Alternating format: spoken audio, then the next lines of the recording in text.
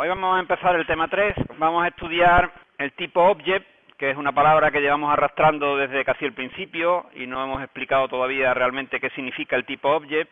Y después vamos a explicar cómo se comparan objetos en cuanto a un orden. Nosotros hemos dado ya cómo se comparan objetos mediante el equals, pero el equals sirve para ver si un objeto es igual que otro, pero no sabemos cómo decir que un objeto es mayor que otro.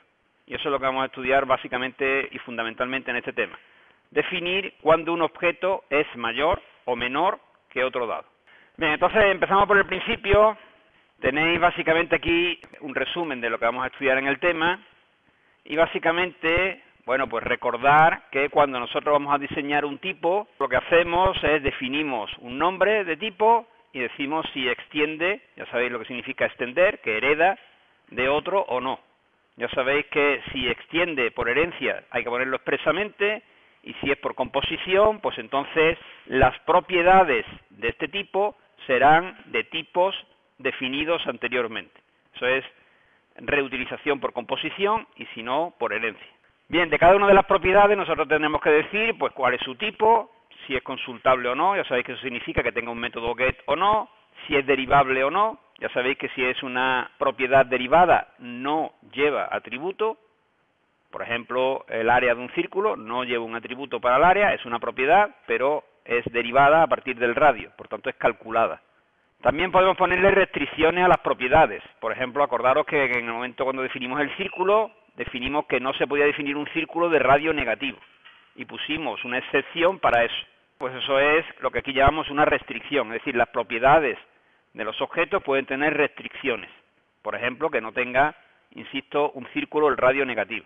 Y después definimos un conjunto de operaciones, donde básicamente hasta ahora lo que hemos visto casi todos los tipos es operaciones get y set, y algún tipo de operación de cálculo, como por ejemplo la distancia entre dos puntos, o el área de un círculo, o cosas así. Eso es lo que hemos visto hasta ahora respecto de las operaciones que le podemos definir a un tipo. Evidentemente cada operación viene dada por un método. Después hemos aprendido también a definir el equals, que es su criterio de igualdad, y su representación como cadena de caracteres, que ya sabemos también que es el método toString. ¿De acuerdo? Entonces todos los tipos que nosotros hemos definido hasta ahora, le hemos puesto un toString y le hemos puesto un equals. Ya sabemos que si no le ponemos un equals, entonces la igualdad de los objetos se entiende como identidad. Y la identidad no es un criterio adecuado para igualdad. Ya sabéis que dos objetos serían idénticos si son el mismo. Y nosotros, por ejemplo, en puntos, sabemos que dos puntos son iguales y sus coordenadas lo son. Por tanto, debemos de redefinir siempre el tipo equals. Y, como veis aquí al final, lo que vamos a definir hoy es el orden. Es decir, que a partir de hoy, todos los tipos que nosotros vayamos a definir que sean un tipo ordenado, que serán la mayoría, pues deberán definir cuál es el orden de ese tipo. Entonces eso se hace, pues como veremos hoy, con dos interfaces ya definidas en Java, que son la interfaz comparable y comparator. Entonces, lo primero que nosotros vamos a repasar y a definir claramente ya, ¿qué es el tipo object? Si acordáis, la primera vez que vimos el tipo object aquí en clase fue cuando definimos el equals. El equals recibe un object, ¿vale? Recibe un objeto de tipo object, y así se ponía en la cabecera. Así siempre que hemos puesto un equals, en la cabecera aparece un tipo object. ¿Por qué es esto así?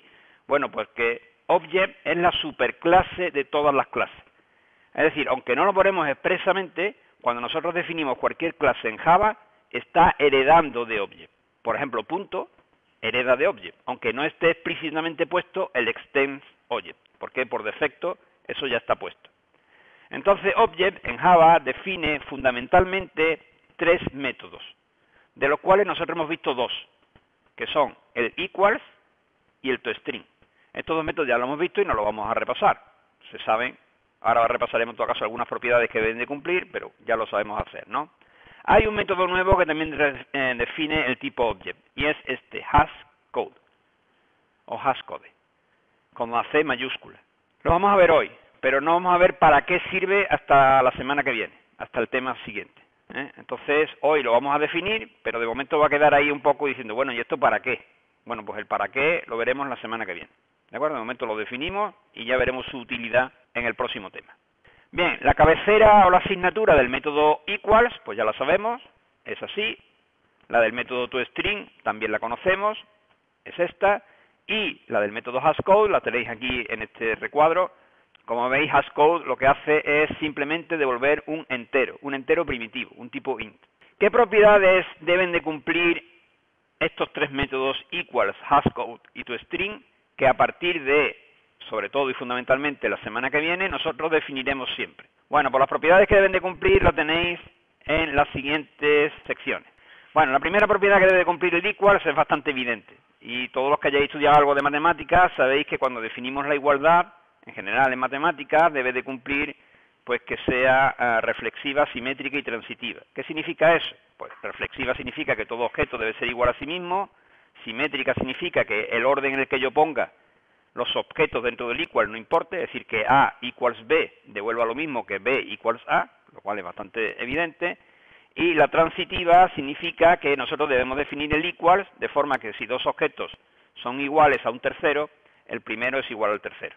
Es decir, que si X es igual a Y e Y es igual a Z, pues entonces X debe ser igual a Z. Normalmente, evidentemente, nosotros definiremos siempre el equals de forma lógica. Es decir, que debe de cumplir estas propiedades cuando definamos el método equals. Por ejemplo, volvamos al caso de punto. ¿Cuándo dos objetos de tipo punto son iguales? Pues cuando sus coordenadas X e Y lo sean. ¿Cumple eso que es reflexivo, simétrico y transitivo? Evidentemente sí. Por ejemplo, ¿podríamos definir que dos círculos son iguales si su área es la misma? No, estaría mal definido ese equals, porque dos círculos pueden ser del mismo área, pero no ser iguales. Entonces, evidentemente, cuando nosotros definimos la propiedad equals de un tipo, tiene que ser consecuente y estar bien definida. Una cosa que no hemos dicho hasta hoy y que veremos que es también de cierta lógica, es que debe de haber una coherencia entre el equals y el toString. Es decir, si dos objetos son iguales, su representación como cadena debe de ser también la misma, lo cual parece bastante sensato. Es decir, que si tenemos dos objetos iguales, pues entonces el toString de ambos objetos debe devolver lo mismo. Eso significa que cuando definamos el toString, pues también tiene que ser coherente con el equals. Normalmente la restricción, como se dice aquí, no es sí, solo sí. Es decir, es si son iguales, entonces las cadenas son iguales. ¿Veis que la flecha esta es una flecha de implicación en un solo sentido? Si son iguales, entonces las representaciones como cadenas son iguales. ¿Qué quiere decir esto? Bueno, pues esto, puesto con una especie de ejemplo, sería lo que ponemos aquí a continuación, ¿no?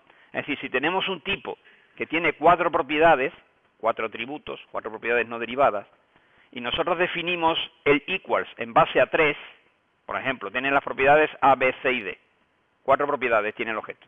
Imaginaros que definimos un objeto, un tipo, cualesquiera, que tiene cuatro propiedades y que nosotros definimos el equals en base a tres de ellas. Es decir, que dos objetos son iguales y las propiedades A, B y C son iguales.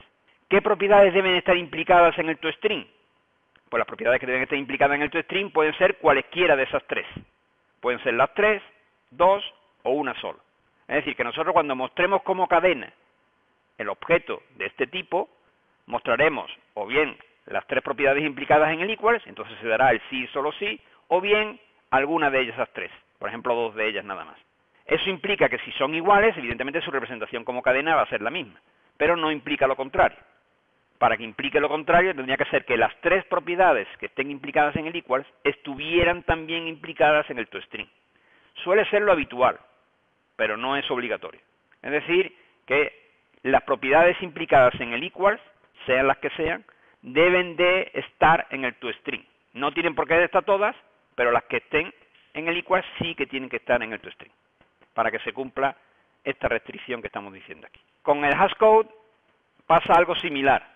Es decir, si dos objetos son iguales, sus códigos hash, que sería la traducción de hashCode, sus códigos hash deben de ser iguales también.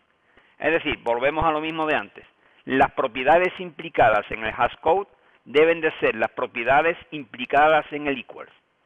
Las propiedades que estén implicadas en el hashCode, para calcular el hashCode, que ahora dentro de un rato veremos cómo se calcula, deben de ser las mismas propiedades que estén implicadas en el equals.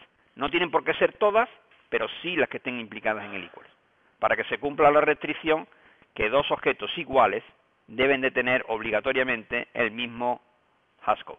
Deben devolver sus métodos hashCode lo mismo.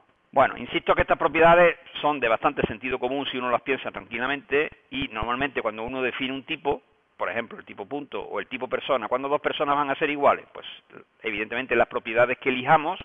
Por ejemplo, si nosotros decimos dos personas son iguales si su nombre, apellido y DNI son iguales. Esas tres propiedades, nombre, apellidos y DNI, serían las propiedades que definen dos tipos iguales, dos personas iguales. ¿Qué propiedades vamos a poner en el delta string? Pues lo normal es poner las mismas tres, apellido, nombre y DNI. ¿Qué pasa si yo solo pongo dos? Pues que evidentemente se va a cumplir la restricción. Es decir, si dos personas son iguales, su toString va a ser igual, si yo solo pongo dos. Lo que no se va a cumplir la restricción al contrario, si yo solo pongo dos de las tres. Pero insisto que lo normal será poner las mismas en el equals, en el toString y en el hashcode. Por lo tanto, apellido, nombre y DNI serán las propiedades implicadas en el equals, en el toString y en el hashcode. Eso será lo habitual. Por ejemplo, para el tipo punto. Bueno, pues para el tipo punto ya hemos visto el toString, que es este de aquí, no es nada nuevo, lo hemos visto de sobra. Este es el equals, como veis tampoco es nada nuevo, es el mismo de siempre. Y aquí tenemos, por ejemplo, el hashcode. ¿Qué hace el hashcode del tipo punto? Bueno, pues hemos dicho que las propiedades implicadas en el hashcode tienen que ser las mismas que estén implicadas en el equals. Evidentemente, en el equal de dos puntos están implicados la coordenada x, el getX, y la coordenada y, el getY. Bien, pues el hashcode lo que hace es calcular un número entero en función de los métodos o de las propiedades hashcode de cada uno de los atributos implicados en el equals, mediante una operación aritmética como la que veis aquí. Es decir, ¿cuál es el hashcode de un punto? Pues bien, lo primero que nosotros tenemos que saber es que el hashcode de un punto se calcula en función del hashcode de la coordenada x y del hashcode de la coordenada y. ¿Por qué de la coordenada x y de la coordenada y? Porque la coordenada x y la coordenada y son los que están implicados en el equals. Y a partir del hashcode de x y el hashcode de y, ¿qué es lo que devuelvo? Pues lo que hago es una operación aritmética. Normalmente lo que se hace, esto no es obligatorio, pero normalmente lo que hacemos es sumarlo multiplicando una de las propiedades por un número primo. Por ejemplo, 31, un número primo no demasiado alto, con 31, 37 es suficiente. Esto lo que hace es que devuelva un número entero que corresponde al hashcode de cada punto. Es decir, cada punto tiene un único hashcode. Y si dos puntos son iguales, por supuesto sus hashcodes son iguales, porque se calcula en función de las propiedades implicadas en el equal. Esto es un número entero. No sabemos cuál es, ni nos importa, porque insisto, el para qué sirve el hashcode lo veremos la semana que viene. Fíjate, lo que nosotros hemos dicho es que si dos objetos son iguales, su hashcode tiene que ser el mismo, pero no hemos dicho la implicación al revés. Con esto lo que estamos haciendo es intentando que normalmente, si dos hashcodes son iguales, es que los objetos sean iguales, o por lo menos que no se repita mucho. Eso es lo que estamos intentando. Simplemente que lo que estamos intentando con esta operación es intentar separar lo máximo posible los hashcodes de dos puntos distintos. Y esto se consigue mediante este método. Bueno, ya sabemos que el equals y el igual o el distinto tienen comportamientos diferentes. Entonces, por ejemplo, si nosotros definimos dos puntos con las mismas coordenadas, sabemos que son iguales, es decir, P1 equals P2 devolverá true, pero también sabemos que son objetos distintos, es decir, no idénticos. Son iguales, pero no idénticos. Porque para que fueran idénticos tendríamos que hacer una asignación entre P1 y P2, y entonces sí serían idénticos. Y ya sabéis que la identidad es mucho más que la igualdad. Es decir, siempre que se dé la identidad, por supuesto, se da la igualdad, pero no al revés. Bien, y terminada esta introducción al tipo object, y sobre todo, y lo único novedoso que hemos visto es al método hashcode, aunque nos queda la duda de para qué sirve, vamos a definir, en primer lugar, cómo se define un orden dentro de un tipo.